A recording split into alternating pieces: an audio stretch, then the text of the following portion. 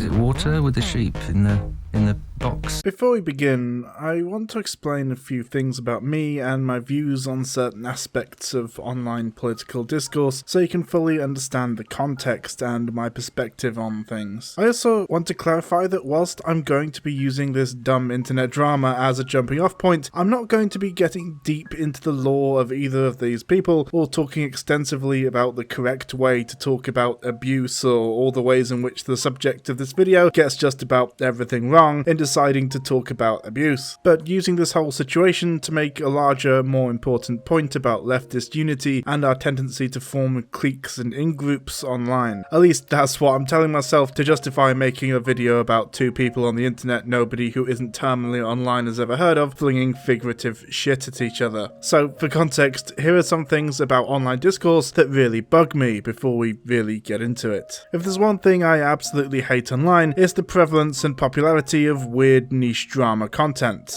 Not that I blame anyone for catering to it, and I will admit, if it pertains to someone I am aware of, I will watch this kind of content, and usually find it mildly entertaining. I've even succumbed to it myself a couple of times throughout the years, though for the most part I've used the drama to talk about deeper, more underlying issues, as I'm hopefully doing here. There's not necessarily a problem with drama content itself, but much like true crime, it's a morally questionable genre of entertainment with a lot of concerning and/or toxic elements, and one that at times makes me feel really quite uncomfortable. Specifically here, I absolutely hate those fucking bullshit exposed videos, which are basically just tabloid hit pieces with fancy editing. But it's inevitable, really. Online political discourse, or at least some parts of it, are at heart akin to the tabloid journalism of old media, and when you've got a situation where just about anyone can become a minor internet celebrity given a bit of luck and/or marketing talent, our celebrity-obsessed culture will constantly recreate the celebrity gossip magazine in new and exciting formats. Twitch and YouTube drama creators are basically just TMZ but for Zoomers. Trashy, yes, but sadly inevitable. But that doesn't mean that I have to like it. I will also hate when we have to endure gossip and/or drama holograms when they come in. Another thing I hate online is people acting like YouTube is anything other than what it is, an entertainment platform. Sure, you can be educated, inspired, radicalized even on YouTube, but at its core, what YouTube is a place for people to go to pass the time and/or learn how to do basic DIY tasks that they probably shouldn't be doing themselves in the first place, but are too poor or stubborn to hire a professional. Let's not act like YouTube is a hugely important political space where the workers' revolution will begin. That's all I'm saying. You can definitely be radicalized online, and it's important to hold certain creators to account if they start doing really bad shit, but at the end of the day, basically no one is looking at YouTube thinking to find the next political leader, and the one time they did that in the UK, they failed spectacularly, and as a result Sargon of Akkad is now forever immortalised as UKIP rape tweet candidate. Basically, stop acting like a YouTube video is anything more or less than a piece of entertainment media, beholden to the ever-present terms of service and existing to make a ton of money for Google and its advertisers, regardless of how problematic or toxic it may be. Something else I hate online is this weird disconnect between live streamers and so-called debate bros, many of whom never actually debate but still get lumped in with people who do, and the video essayist community, of which I'm apparently part, though I reject the title and the label, as well as the arbitrary division between these two types of creators. This is definitely a story for another video, but video essayists and debate bros have much more in common than not, and they both have an important role to play in the leftist online sphere, and it's naive and, in my opinion, stupid to start acting like your side is better or more leftist than the other. At that point, you've not garnered a sense of class consciousness, you've created a new kind of consumer demographic. And if you openly state that you will only listen to one side or acknowledge criticism from a video essayist, but not a debate bro, thus basically forcing me to accept the label in order to make you understand, fuck you. One final thing I hate both on and offline: abuse apologia. Apologia, and allowing personal bias or beef you have with someone to cloud your judgment and or influence the way you respond to serious issues, especially when it comes to downplaying the abuse men can suffer in the name of toxic masculinity and weird dick measuring. If you call yourself a feminist or leftist and do that shit, you should be fucking ashamed of yourself. This video is about DJ Mule. I hate myself. Some disclaimers before we get into it. I'm not a fan of Xanderhall. I think he's an edgy, obnoxious arsehole who regularly engages in ableist rhetoric and actively blocks anyone who even mildly criticizes him. He blocked me, for example, after I, in my opinion accurately, accused him of being unnecessarily harsh to and about Corvidae back in the day, after their interactions online over Xanderhall's ableism, an issue across the board in edgier parts of the internet, even on the left, as can be seen with Chud Logic's recent descent into just calling people he doesn't like schizos and retards, and of course, Destiny has always been like this, basically calling everyone who disagrees with his opinion a retard. Conversely, I actually have a lot in common with Mule, and from seeing his content, I probably actually agree with him on a lot of political issues, potentially even more than Xanderhall, and I definitely fall more towards the brand of sensitive intersectional leftism promoted by Mule and his friends, as opposed to the edgy so-called dirtbag leftism of Xanderhall's clique. If we met in a pub, we'd probably get on quite well even. We even look kinda similar in that we're both white men with beards, but then again, that could also apply to Vosh, who is way off the other end of the spectrum. We're even similar in age and both British, meaning that our life experience is likely to be more similar to each other than that of Xanderhall. On the surface, it would appear that I should be on Mule's side here. Indeed, I actually do agree with a few of the points he brings up even. I agree that calling people schizos is irresponsible and shitty and does definitely help to build on the idea of schizophrenia being a condition the sufferers of which are crazy or unreasonable, when in reality a properly medicated schizophrenia sufferer is no more or less unreasonable or dangerous than you or I, and stigmatizes a very real mental health condition suffered by 24 million people worldwide by arguing that irrationality or being crazy is synonymous with it. My ex was schizophrenic, and I never really noticed her being in any way unreasonable or stereotypically crazy. She was an asshole in other ways, but her mental health condition was not one of them. So rest assured, this is not a video by a Xanderhall simp or fan, or DJ Mule anti-fan or hater. It's a video by an open critic of Xanderhall who believes that principles are important and need to be consistent if the left is ever going to get anywhere near power or influence. So let's go through these things I hate and how this video constantly and repeatedly does them all one by one, shall we? What a fucking liar, dude. What a fucking Weasley little liar, dude. What a fucking Weasley little liar, dude. Holy shit, dude. Holy fucking shit, dude. Literally lying. Still lying to his audience. So here's the most important question of the whole video, and also a question to which I don't have a solid answer. Is drama bad? Is it counterproductive? Cards on the table, for the most part, I think it probably is, and I don't really think it's a good genre of content for leftists to get involved in if they want their ideas to be taken seriously. However, I will add a caveat to that here. As we'll cover in the next section, just because you are a specific kind of content creator, that doesn't necessarily mean that that defines who you are or anything really beyond the work that you do. If you want to make drama content, I don't think that that necessarily detracts from your status as a leftist or anything like that, unless you outwardly state something egregiously counter to leftist values. Not everyone can or wants to create long-form video essays about unions, and nobody should have to if they don't want to. You can be just as left-wing as someone who talks exclusively in Marx and Lenin quotes whilst producing basic drama and or fluff content for views, donos and engagement, though you may have a little less lefty street cred because leftism is not an aesthetic or a performance.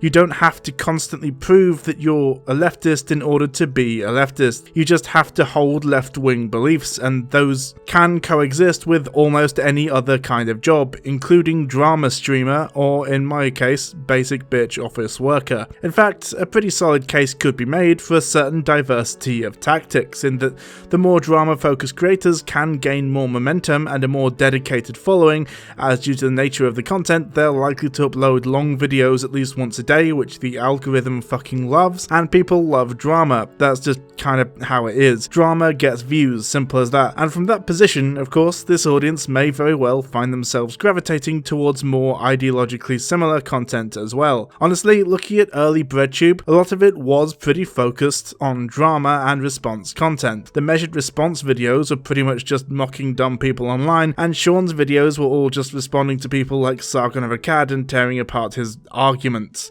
Oh, and I guess we need to ask the question of what counts as drama, because that word can apply to someone saying the N-word on Discord, all the way through to actual crimes, and whether or not marginalized people deserve human rights. So, like, who are we even talking about when we discuss drama streamers or YouTubers or whatever? I could probably be considered a drama YouTuber based on some of my videos, especially my older ones, but I also make long video essays about leftist ideas and concepts, and the occasional feature-length video about cryptids or some shit. I will say though that drama and response content definitely has a higher likelihood of success in the algorithm, at least in my experience. So I do completely agree with Mule when he says this. I could be making content about how leftists can start organising, or I could be doing more stuff about unions, or, you know, how to get involved with direct action, but of course the algorithm doesn't like that stuff. It loves stuff like this. Drama. Nonsense.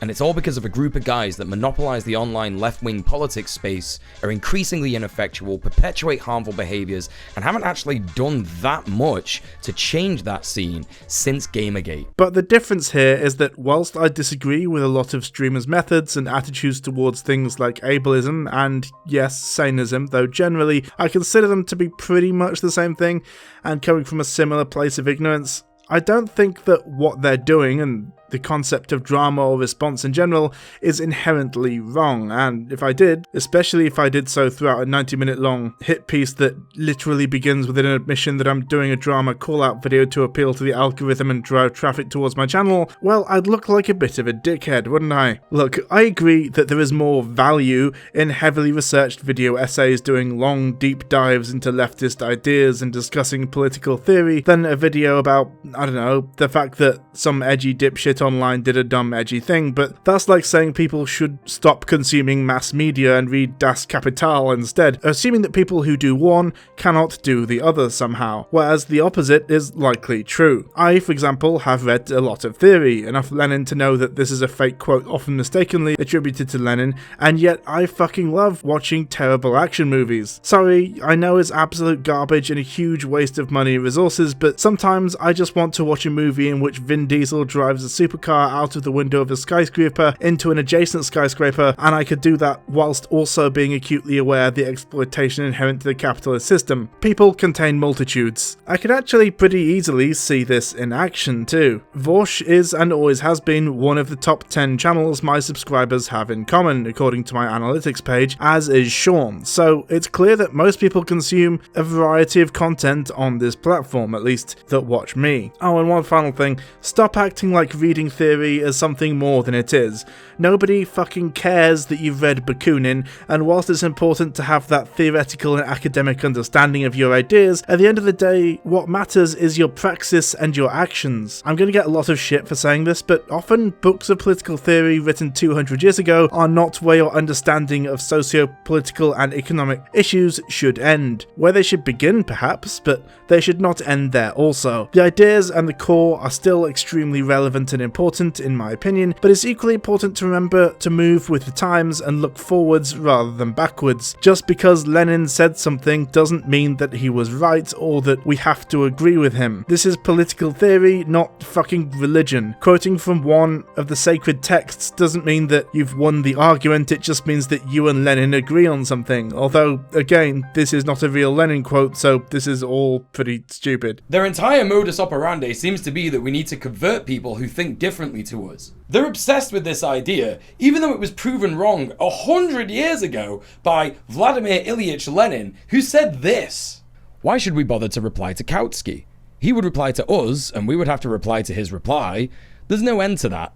It will be quite enough for us to announce that Kautsky is a traitor to the working class and everyone will understand everything. Also, can we acknowledge how fucking funny it is that a guy claiming to hate drama made a feature-length essay about a guy on the internet he doesn't like? Great stuff. What a fucking liar, dude. What a fucking Weasley little liar, dude. What a fucking Weasley little liar, dude. Holy shit, dude. Holy fucking shit, dude. Literally lying. Still lying to his audience. A similar but distinct point that needs to be made here is the often valid but usually pretty dumb tendency online to assume that your average creative type is in some way defined by their art, or equally that just because someone has an online presence, that in some way means that that online presence is their entire life, even if the person making the assumption is also terminally online. You may recognize this as the phenomenon of parasocial relationships, the idea that you know someone from the version of themselves they put out into the world, nowadays primarily through social media, though this is a phenomenon as old as celebrity itself really. Go and watch that one Shannon Strucci documentary about it if you're interested. But I'm not gonna force you. I'm not your dad. This manifests in this video in two main ways.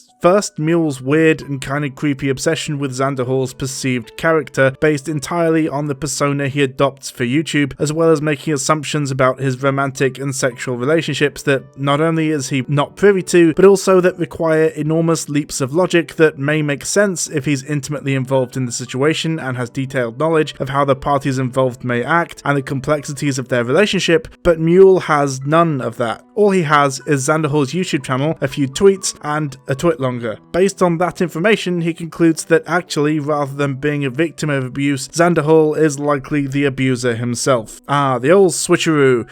You love to see it. It's a classic for a reason. And then, of course, there is the weird digs at Xander Hall for apparently not doing IRL activism and cringe left-wing dick measuring, again based on fuck all. Not everyone feels safe or comfortable talking about the community, mutual aid or charity work they do, especially if they're already a target for weird Nazis online, and talking about that stuff may provide a way for them to find you IRL. Now, do I think that Xander Hall is regularly setting up soup kitchens or volunteering at local food banks? I don't know, and it would be pointless for me to speculate, and here's the important part, the same applies to Mule. Critique someone's content all you like, but not gonna lie, speculating about their personal life is weird as fuck and extremely inappropriate. I know it's not what we think of when we talk about parasocial relationships, but they don't all have to be positive, for lack of a better term. We so often hear of people obsessing over people they like and think they're something like friends, but the opposite is absolutely a thing too, and Mule is a perfect example of someone with a negative parasocial relationship with Xander Hall. The signs are all there, they're just kind of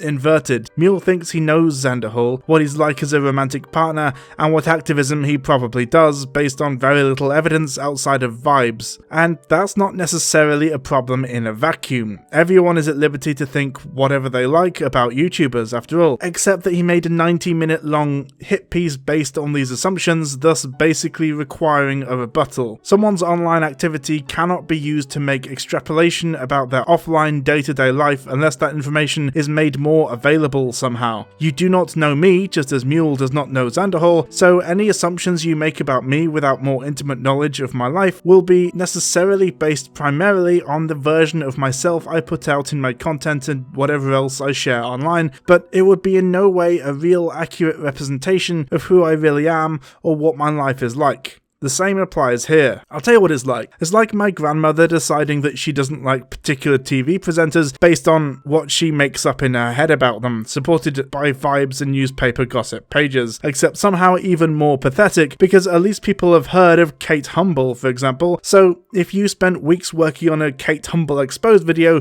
people might care. Xander Hall, not so much. What a fucking liar, dude. What a fucking Weasley little liar, dude. What a fucking Weasley little liar, dude. Holy shit, dude. Holy fucking shit, dude. Literally lying. Still lying to his audience. Oh god, we have to talk about BadBunny now, I guess. Throughout this video, Mule constantly bangs on about how Xander Hall used to be a right shithead, an edgy boy who at one point believed in the anti-SJW reactionary bullshit of the mid to late 2010s with Gamergate and all that, but as detailed in a video he released a while back, was de-radicalized by Destiny and his brutal takedowns of people like John Tron and Lauren Southern. Mule uses this to claim that 1. Xander Hall is expecting a pat on the back for no longer being a Nazi, and 2. It's unfair that people forgive Xander Hall for his past mistakes but are less willing to do so for BadBunny or Kira Chats or whatever she's called now, and especially that Xander Hall has no right to criticize her. Xander Hall. Most people know him as the cheeky young debate bro regular guy who likes to smunk.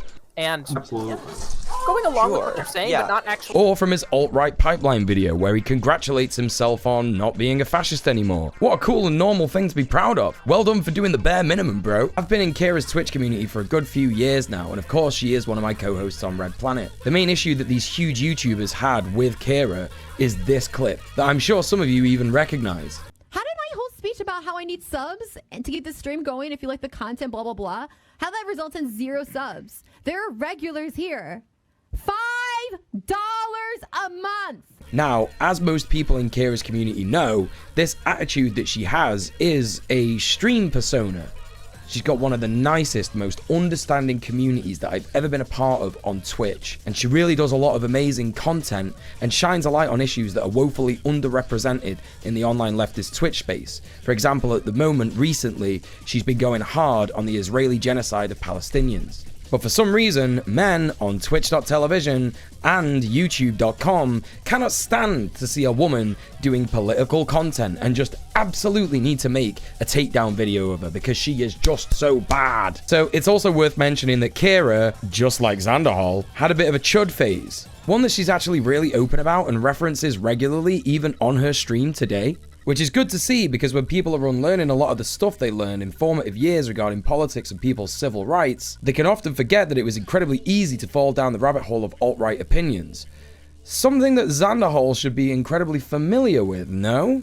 Considering this. In order to do this, Mule deliberately obscures BadBunny's actual actions in order to portray her as more innocent than she actually is, and of course vice versa for Xander Hall. So for the sake of clarity, let's set the record straight, shall we? Let's go full drama mode right now. First, Xander Hall. Now, Xander Hall has had his fair share of controversies throughout the years, but for the sake of this video, we'll talk primarily about 2 things, not including this most recent drama: the sex cult allegations and his original video talking about de-radicalization. I actually made a video about this back when it happened, but a refresher on the sex cult discourse. A couple of years ago, Xander Hall had a consensual, though arguably ethically questionable, not safe for work Discord server he and a few friends who met on his official Discord server used to talk shit and do generally quite not safe for work things like posting nudes. I actually made a video about this at the time, as I mentioned, but the point of that video was primarily a caution to content creators to avoid sleeping with fans and or intentionally or not using parasocial relationships in order to get sex, using the DFTBA sex scandal as an example of how this can go horribly wrong. At no point did I ever accuse Xander Hall of some of the stuff others claimed he did, and oh boy were there accusations being thrown around, including abuse, manipulation, and most infamously, running a sex cult. An accusation I believe originated with Thought Slime, and then it snowballed and became a whole meme. As mentioned, I have a lot of problems with Xander Hall, and I did say at the time that I thought what he was doing was irresponsible and inadvisable, but let's be honest here, it wasn't a fucking sex cult, was it? And frankly, I find the sensationalizing of things like this to be extremely gross at the best of times. If someone is doing something bad, then explain what they're doing and your interpretations of their actions, which should be more than enough to get people to understand your point of view without exaggerating or making specific and factually inaccurate accusations of very real crimes. This also applies to the de-radicalization stuff. Xander himself describes himself as having leaned towards reactionary politics before he became a public figure, and yes, sure, you can critique him for ever believing those things, or some of his learned behaviors and the performative toxicity that continued for a while afterwards, or you can even question whether he ever really fully became woke, for want of a better term. But here Mule instead characterizes Xander Hall's de-radicalization and documentation of it as wanting a medal for no longer being being a Nazi, completely ignoring the obvious double standard he has when it comes to his friends.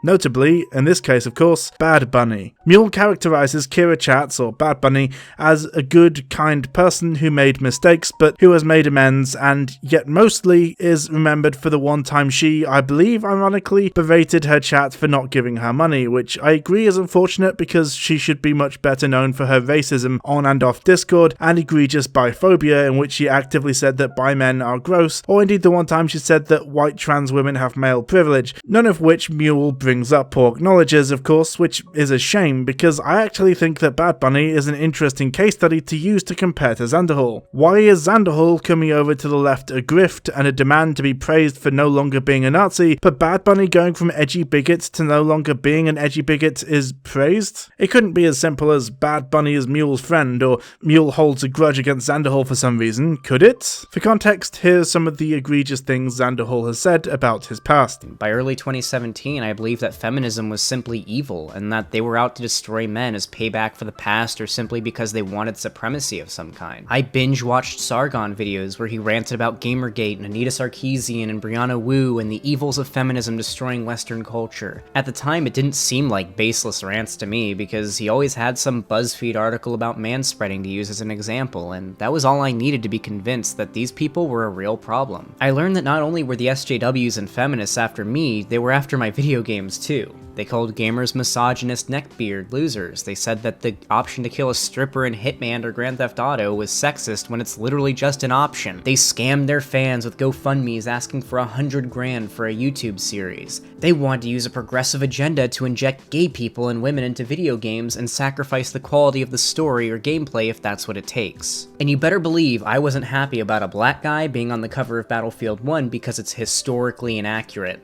Oh, and God help you if you had to hear me rant about Ghostbusters 2016. I had a lot to say about that. Things continued like this for a while. My beliefs started to get more extreme until I decided to stop calling myself a classical liberal. At the time, I thought that meant like a liberal who's also edgy and makes offensive jokes like in the 90s. My number one example would be George Carlin. I had this idea in my head that liberals used to be cool and counterculture, but now they'd all become pearl-clutching, easily offended SJWs no better than the pearl-clutching, easily offended conservatives of 2008 and before. And here is BadBunny, the innocent comrade, making some innocuous comments about black bisexual men. I, for one, would never be involved with a guy who's bisexual.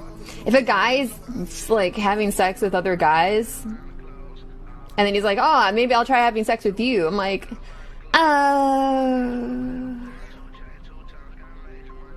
even black people, if you found me a black bisexual man, I might throw up in my mouth at the thought of sexual contact with him.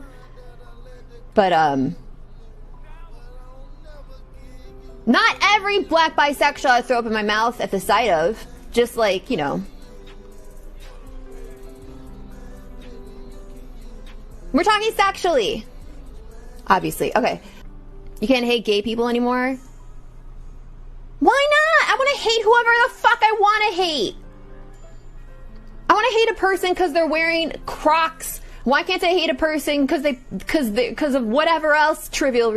If that reason is trivial, if I can hate a person for wearing Crocs, that's an incredibly trivial reason. And then people can harp on me about how stupid it is for me to hate an entire person because of the Crocs they wear. But you see me, I will hate the fuck out of that Croc wearing freak. Make your own mind up, but at the very least, forgiving one and not the other is at best inconsistent and at worst actively dishonest and closed off to criticism of your friends. And let's not forget, Mule openly admits here to being an avid lover and follower of Joe Rogan's podcast in the not too distant past, presumably meaning that in the not too distant past, Mule was something of a centrist or a conservative, because, I mean, let's be honest here, Joe Rogan generally appeals to those to the right of people like, well, the way DJ Mule is now. So is it okay for Mule to have come over to the left, despite having once been a presumably problematic Joe Rogan listener? What a fucking liar, dude. What a fucking Weasley little liar, dude. What a fucking Weasley little liar, dude. Holy shit, dude. Holy fucking shit, dude. Literally lying. Still lying to his audience. There's this very weird thing that seems to happen constantly in left-wing content creation spaces, but is very rarely talked about as a negative, instead positioned as a positive and purifying the movement or whatever, and it's this. Weird lines in the sand drawn between the video essayists, who are seen by their fans as smart, calm, detached, and above all respectable and academic thinkers, and by the detractors as smug, pompous, and arrogant, holier-than-thou cowards who hide behind their tight scripts and fancy editing, and in the opposite corner, the so-called debate bros, seen by their fans as brave heroes, genuine people having real, raw reactions, and taking the fight to their ideological opponents, and by their detractors as toxic monsters, fake leftists, concerned only with content and drama at the expense of marginalized people and communities. If you spent any amount of time in lefty YouTube spaces, you've seen at least 3 video essayists complaining about debate bros this week. Now, I'm of the opinion that all of these characterizations are misleading at best and malicious misrepresentations at worst, and for different reasons which I'll get into in a moment, but before we go too far down that road, it's important to make something very clear. It's definitely true that some people on both sides are, by and large, absolute dickheads, and I encourage you to critique those individuals, but they are not necessarily representative of the whole, and to claim that they are would be disingenuous at best. Sure, attack Xander Hall for his flaws,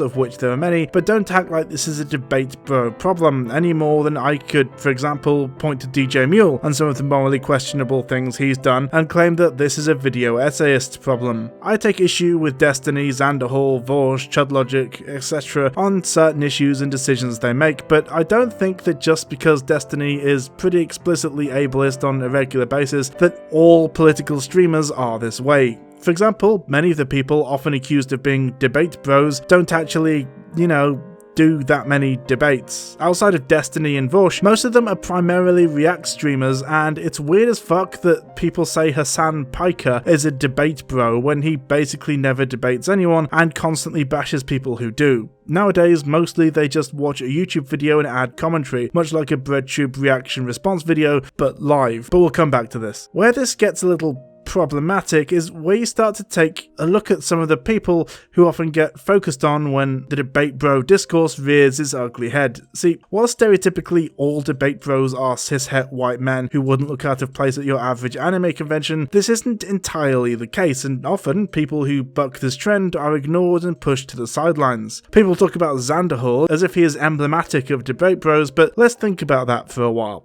Sure, Xander Hall exists, as does Vorsh and Chudlogic, Destiny and so on, but they're not the only lefty political streamers by a mile, and whatever you may think of them, ignoring the existence of people like Shark300, Demon Mama, Merrick, Stardust, Keffels and so on is a little fucked up, and borders on actual erasure if you ask me. Hell, Vorsh is very much not straight either. You may have a few issues with many of the people I just mentioned, and I don't like Stardust's content in particular, but nice though it would be to pretend that people inconvenient to our argument don't exist. The fact is that they do, so let's just accept that, shall we? And that's before we get into Hassan, but one thing at a time. Now, there is a very distinct possibility that someone watching this video has already scrolled down to the comment section to smugly point out that sure, some debate bros are not cis white straight men, but that doesn't change the fact that a majority are, and almost all of the most successful streamers fall into this category too. So can you blame people for making the generalization? To which the simple answer is, well, is that a problem specific to political streamers or to the debate space online? Or is it a problem more generally with influencer culture or our culture in general? Most gaming streamers in general, and even breadtubers are cis straight white men, but that's a critique and a stereotype that rarely if ever gets questioned, or at least not to the same degree. Oh, but what about ContraPoints and PhilosophyTube, you may ask? To which my response is that I'm choosing to ignore them and pretend that they don't exist because they're inconvenient to my argument, just like Demon Mama and Stardust are to yours. See how dumb that is? Alright, one final point before I move on, and it comes in the form of what I would deem an important question, namely, who counts as a debate bro? Well, rather predictably, the answer depends on who you ask. Does Chudlogic count as a debate bro? Does Hassan?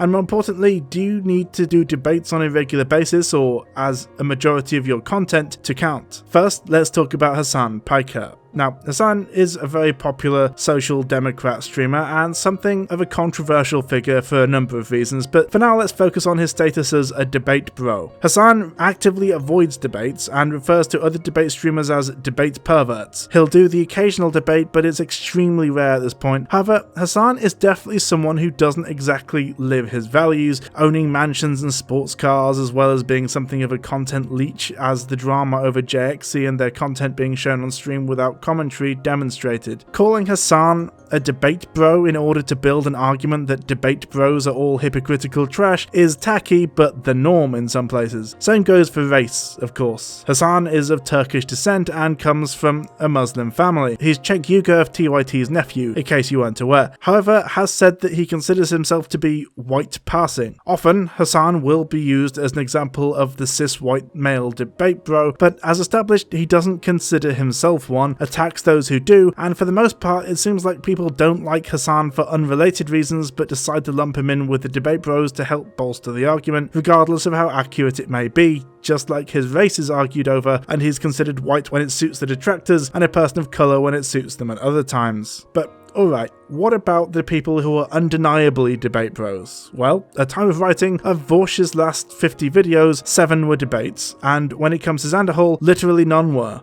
Even if we expand our scope and take a look at, say, Dylan Burns, we can see that a vast majority of content is unrelated to debate. Destiny has a much higher ratio of debate to non-debate content, but Destiny is not and has never claimed to be a leftist, so arguing that Destiny is a problem for the online left is pointless at best. No, see, what most streamers do, rather than debates, which take a lot of time, effort, and mental fortitude to prepare for and hopefully win, is what is colloquially known on Twitch as React Andy, or reaction commentary content. You could, I suppose, argue that this kind of content is a form of debate, as the streamer is pausing the video to discuss and dispute arguments being made, but by the same token, you would have to argue that BreadTube reaction channels like Noah Samson, Annamarie Forcino, and Chad are also debate bros because their content is primarily the same thing. I've even done this style of response video before. In fact, some of my most popular content falls under this category. Am I a debate bro? Cue an existential crisis. What a fucking liar, dude. What a fucking Weasley little liar, dude.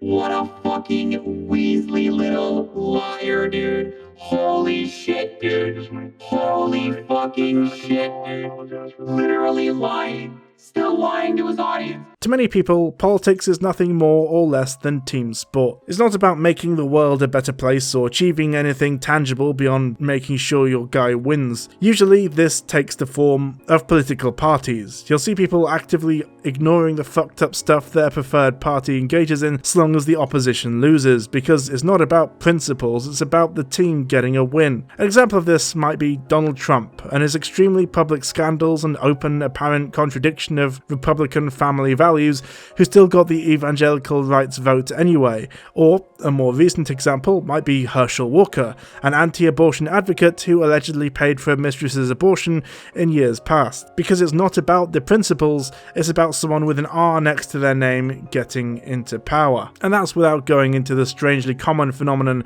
of anti-gay politicians turning out to be regularly choking on meaty cocks in private. So, it's important, as leftists, not to allow ourselves to fall into this trap. We cannot allow ourselves to attack our enemies along the lines of their marginalized status, whatever content they make, and most importantly, we should be consistent in our morals. If something is bad, it is always bad, regardless of if it happens to someone we like or dislike. An example here would be the way people on the left often resort to body shaming in order to attack ideological opponents, even though we would condemn such an action coming from the opposite direction. Like, we'll call Ben Shapiro a dwarf and mock him for his height, we'll accuse people we don't like of having tiny dicks, and even mock weight and appearance too, if it's a fat person who disagrees with us. We cannot do this if we want to be taken seriously. We must judge people for their actions and their beliefs rather than inherent characteristics. In the words of Batman, this is the weapon of our enemy, we do not use it. This is definitely a critique I have of more toxic, abrasive people on the left, and I would absolutely support calling them out on it, but for fuck's sake, don't stoop to their level or especially escalate. In DJ Mule's case, he just kind of fucking says it was good that Xander Hall was abused, if he even was, which Mule considers doubtful, and then invalidates an abuse survivor, and by extension anyone in the audience with similar experiences, all in favour of a pathetic dunk to satisfy a ridiculous beef with some random dipshit online. Here is a bunch of fucked up things Mule says about Xander Hall, who is a victim of abuse from his mother, which is openly stated is the reason he moved in with his now ex so quickly, and his now ex, who gaslit and stole a shit ton of money from him. A 2.5-year relationship, the guy ends it out of nowhere via text, claiming that she's doing drugs and stealing from him, literally makes her homeless, and what does he have to say for himself? Xander Hall reaching so far into the depths of his cruelty to render his partner homeless is just something that is so sickening to me from so many different angles. It was genuinely hard for me to go through this video, just seeing how smug and comfortable he is, all the while safe in the knowledge that he is going to be fine and his ex-partner is going through one of the worst times of her life. It does not sound like Xander Hall had a very good knowledge of boundaries and consent when it came to this kind of relationship. He says one of the first things that he noticed when he moved out is that he wasn't seeing as much money coming in as he thought he should be, which is like a very normal thing to happen when you first move out of your parents' gaff and go to live on your own somewhere, or even with a couple. This is called the material conditions of the working class under capitalism, Xander Hall, and I advise you to do some research on it. Of course, it's an incredibly upsetting reality check that someone like Lani understood a lot more than Xander Hall because she has more life experience than him, being an older person than him. What is a little bit more sickening in this situation, though, is that he says the only reason that he moved in with Lani was to escape a living situation with his parents. My living situation with my parents eventually just got too toxic for me to continue being happy and making content, and I decided that my best course of action was to move away. And so I did. I moved all the way across the country to Palm Springs, California with Lani. Which is, and I will die on this hill, a fucking terrible reason to move in with someone. Which, in all honesty, doesn't actually sound like that bad of a situation because his parents took him in straight away after things went wrong with Lani. So weak, dude. Like, you utter waste man. I couldn't think of a situation that is more childish, ridiculous, and self-serving. Yeah, dude, that's because you were being controlling. Why are you not doing any self-reflection here, dude? Throwing all your toys out of the pram and making her homeless because you simply cannot be bothered to try and make the relationship work is, well, the whole man belongs in the bin. Dude, are you an actual amoeba? I think that in listening to all this and understanding what's happened here, I've come to the conclusion that Xander Hall made a huge mistake that a lot of people do when they look for a relationship, and that is that he wasn't looking for a partner, he was looking for a mother. This kind of makes sense when Xander Hall talks about the stresses that he had living with his mum. I can actually relate to it a lot, and I did used to exhibit a lot of the same harmful behaviors that he did in like overbearing, needing to know where your partner is all the time, thinking that they're like lying and cheating on you and stuff like that. But my dude, that is a trauma response. And to be fair to myself, I never fucking made anyone homeless. I never made a fucking 50-minute rant video on why doing that was a good thing to do. Xander Hall, have you never been in control of a fridge in your entire life? And Absolutely. going along. And Lani says, Go to the bathroom. Why can't you ever throw up in the toilet? like, this is a thing that happens regularly, and this poor woman has to deal with this literal baby man popping whiteys on stream because he smoked too much weed and he just can't make it to the bathroom. No, there was no chance for Lani to plead her case. No chance for her to talk it out with him. No, Xander Hall exacted the same state violence that any sheriff or landlord would do on someone who has not been paying their bills on time. He just acted like the most disgusting, entitled, wannabe land baron that you could possibly conceive. It's gross. There's no other way to put it. It's sick. He's a sick misogynist that treats women like shit on and offline. I didn't hear from him at all except when he would text me to complain about how awful his mum's house is and how she won't let him go anywhere and how he's miserable because she won't get him any vapes or weed cartridges. He would only text her about that shit. He is an actual winner. You fucking piece of shit. What, all for your fucking credit score, Zan? All because you didn't have the guts to sort out your relationship? Weak, dude. Fucking weak. What a nice guy who definitely deserves a place in online lefty spaces alongside victims of abuse and people advocating for victim-sensitive support networks. What an intersectional feminist person Mule is when he told a victim of abuse that actually he's the real abuser, so he should man up and go live with the woman who abused him as a child or something. And no joke refers to said childhood abuse as mummy issues. Holy shit. And also, in defending Lonnie, he makes a weird comment about makeup sex, which, I don't know, even if he were telling the truth here and his theory was indeed correct, that's a fucked up thing to say, right? Like, whoever is correct here, Mule is explicitly saying that the abused party should have makeup sex with the person who abused them. God, no debrief, no makeup sex, just sweep it all under the carpet, don't even think about your poor, homeless ex-girlfriend. I won't go too much into detail about the weird abuse stuff here because other much more qualified and eloquent people have done so elsewhere, but for now, it's enough to acknowledge that Mule either seriously dropped the ball or else is maliciously using domestic abuse to get a cheap dunk on someone he doesn't like because he found himself blinded by hate. What a fucking liar, dude. What a fucking Weasley little liar, dude. What a fucking Weasley little liar, dude. Holy shit, dude. Holy fucking shit, dude. Literally lying.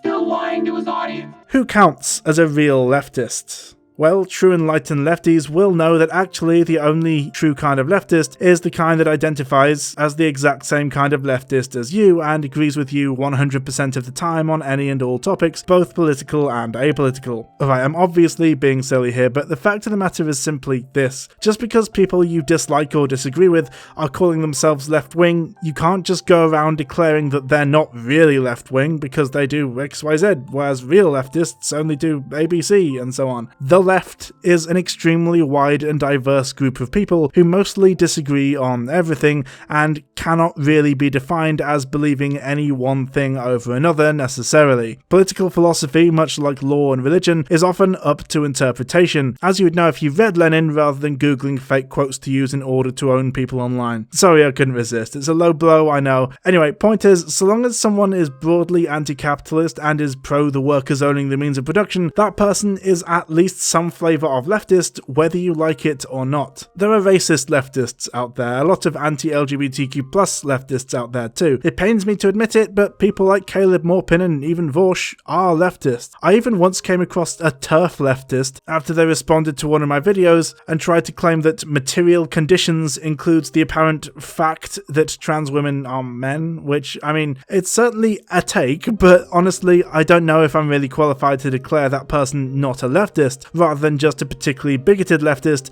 who's just a bit of a bellend. Anyway, this is something I've gone back and forth on and changed my mind about a lot over the years, but right now my take is this. Your allies and those ideologically aligned with you are not necessarily good people. We can debate about whether or not the USSR counts as an example of real leftism, for example, and yes, technically it was an example of state capitalism rather than true socialism, but let's be honest here, regardless of outcome, the intent of the Soviet Union was extremely anti-capitalist and pro-worker. It was misguided, brutal, and ultimately a failure to achieve these aims in my opinion, but ultimately it was an attempt at a left-wing political project that was arguably better than what came both before and after it. We can acknowledge the failings of our past and also look forward to the future, having learnt from those mistakes, without pretending that those mistakes never happened after all. In fact, I would argue that it's important to do so. Likewise, we must acknowledge that some of our fellow lefties, even some of our friends, are capable of being awful, terrible people, but that doesn't mean that they're not real leftists. It just means that they're lefties and also dickheads. Someone's politics does definitely contribute towards and inform their character, but it's extremely possible to have the most accepting, tolerant, and kind political views out there, whilst also being a giant arsehole. Which is why I find it frustrating when people say, or even just imply, that someone they dislike, disagree with, or even actively hate is not a real leftist based on vibes like Mule does here. Likewise, the way often people will take abrasive traits people may have and use them to try and prove that they're reactionary, unlike the calm, polite people who seem more reasonable, is extremely frustrating because it's just tone policing and respectability politics, but woke this time. It's better to openly be an edgy asshole with a point than a coward throwing out vicious lies and heinous accusations from behind a veneer of respectability, in my opinion. Using ableist language is bad, for sure, and I condemn it, and likewise, as mentioned, I have a lot of critiques of the same people Mule is railing against in this video, but I don't believe that accusing an abuse victim of being an abuser and making weird snipes about makeup sex when talking about an abusive relationship is okay just because the person saying and doing those things is a woke leftist who holds similar political opinions to me and who supports many of the same causes I do. Also, even if all this were 100% completely true,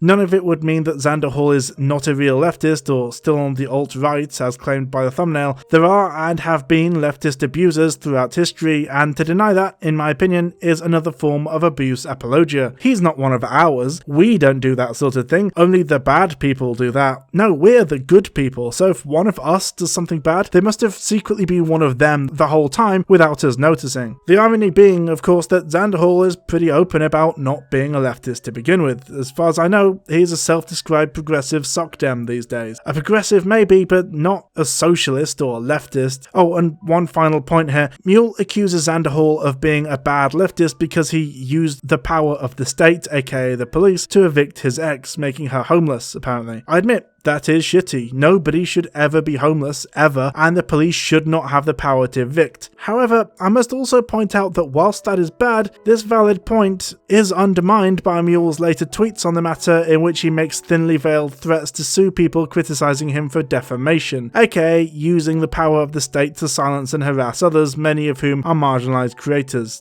Just come on, dude. As we on the sensitive soft boy left are fond of saying on a semi-regular basis, do better. What a fucking liar, dude. What a fucking Weasley little liar, dude.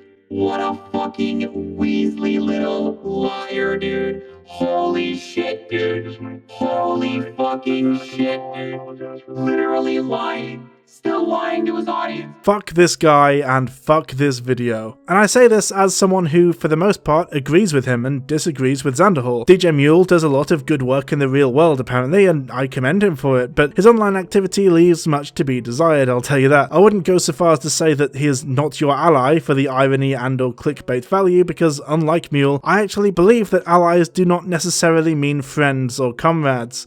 If someone I vehemently dislike and disagree with chooses to work with me for the sake of achieving a common aim, I will accept that person as an ally. I may not necessarily fully trust, like, or agree with them 100% of the time, but honestly, when it comes to solidarity, I will take allies wherever I can find them. Overall, I think that this video is an underwhelming and dishonest hit piece to the extreme, as well as pretty poorly researched and just all around disappointing to see from someone who clearly does care about and understands the leftist cause and the need to fight for a better world. It's also disappointing to see the lack of accountability or even acknowledgement from many of the extremely popular and prominent content creators who continue to associate with Mule. I'm not saying they should all just abandon him or anything, and I understand how hard it is to call out or criticize a friend, especially when they're already being shit on by basically everyone in the leftist online space, but you'd have thought that at least tweeted some shit out, like, yeah, Mule fucked up, but we've talked about it and we're still friends, or something, right? That's what I'd do. I'm friends with a few other content creators of various sizes, and I'm constantly calling them out for stuff both in DMs and in the comments or live chat, because in my opinion, that's just the right thing to do when you have edgy friends. Failure to do so is a genuine issue for a public figure, in my opinion,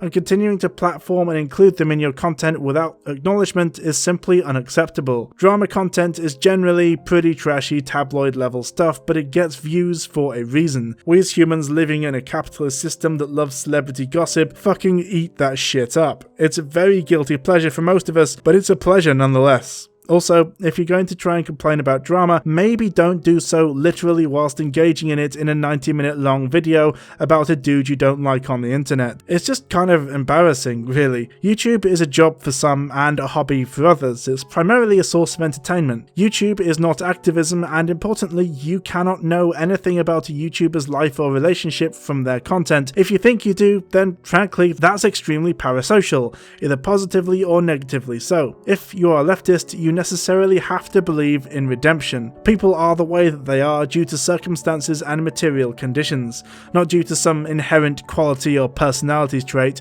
and if you believe that your friends and people you like and agree with are capable of redemption or being or becoming better, that must also necessarily apply to your enemies and people you don't like, otherwise you don't believe in redemption, you just want to be able to forgive your friends for their past actions while continuing to condemn your enemies for theirs. If your mate engaged in egregious racism and anti-LGBTQ+ rhetoric in the past but got better to the point you can forgive them, the same must apply to everyone, otherwise you don't have principles, you have biases. Most of us on the far left were at one point either liberals or conservatives, and I feel like we often like to pretend that we weren't, but that's just dumb in my opinion. We are probably more ethical when it comes to our politics, but we are not superior or inherently correct or whatever. Debate bros are a phenomenon that absolutely contributes to and arguably perpetuates toxicity in progressive and left-wing spaces. However, I think it's important to acknowledge that they are not a monolith, and much of the discourse surrounding them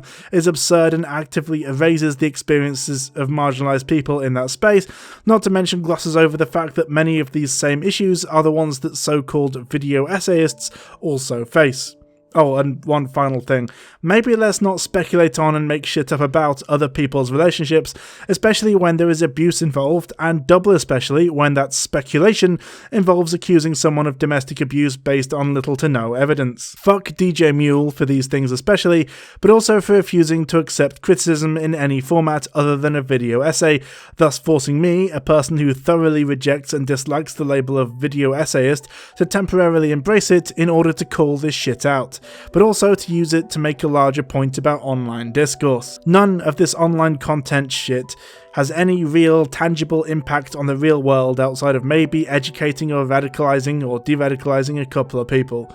Social media as a whole, maybe, but some scuffed Eminem-looking motherfucker with a couple of 100,000 subs making videos about dumb internet drama has pretty much zero impact on the wider political climate, and if you genuinely disagree with that, then you should really log the fuck off already, because you have a clearly exaggerated idea of the importance of online political content. Maybe you should have gone and done some more of that IRL activism you're so happy to use for clout on the internet, instead of spending hours and hours making a hit piece that backfired spectacularly. Oh dear, I seem to have spotted a cunt. Good day.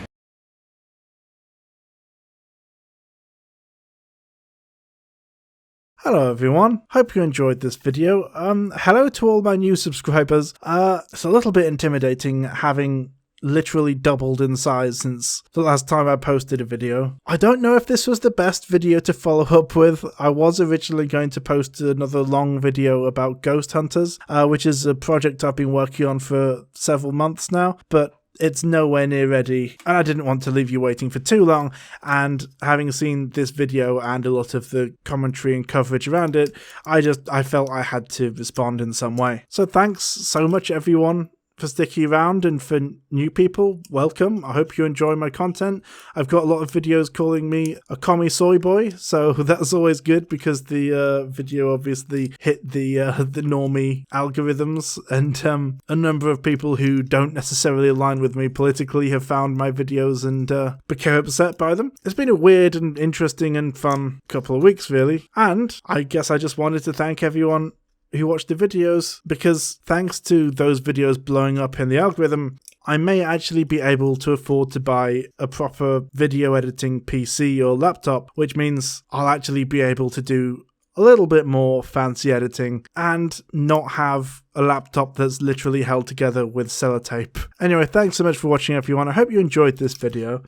The next one will probably be another love school, or again, something may crop up in the meantime that pisses me off and forces me to make a video. But regardless, thank you so much to new people for joining me on this journey, I suppose, and for the OGs for sticking around. So, as I'm sure you're aware, if you've watched basically any other YouTube video before, I have a Patreon, which will be linked in the description. It's on my link tree, and it should be appearing on screen within the last 15 seconds of this video. If you donate $1 or more to me, your name can appear on the screen like this. I still haven't worked out how to do scrolling credits because the video editing software I use is that basic, but I'll work that out at some point. And if you donate $2 or more, I'll read your name out at the end of the credits and thank you. So today, I would especially like to thank Elise the Mighty She-Beast, Aride, next we have Ryan, Brian, The Bulk, Tom Newport, Blues, Caleb Shipley, Felix Sanguis, Klaastrup, Nanzakambe, Red Flettons, Shield Thaden, and Susie M. Thanks again so much for watching everyone, and I'll see you again soon. Bye!